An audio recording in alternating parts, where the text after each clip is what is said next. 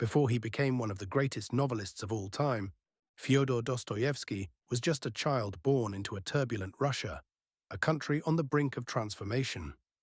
But even in his earliest years, the seeds of his literary genius were already being planted.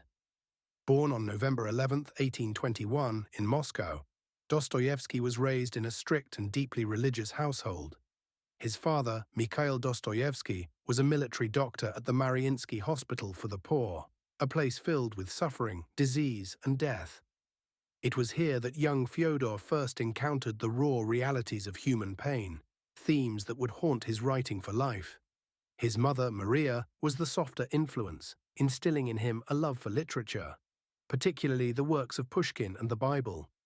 Dostoyevsky was born into a Russia ruled by Tsar Alexander I, a time when the Napoleonic Wars had just ended, and the country was still adjusting to the aftershocks of European conflict. The Decembrist Revolt of 1825 was just a few years away, setting the stage for political repression and censorship, elements that would later shape Dostoyevsky's own political struggles. At the age of 16, Dostoyevsky left Moscow for St. Petersburg to enroll at the Military Engineering Academy. Though his studies were in mathematics and engineering, his passion was literature.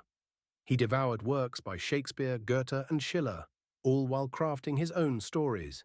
It was during this time that his father's sudden and mysterious death, rumored to be at the hands of his own serfs, pushed him into a deep emotional and psychological transformation.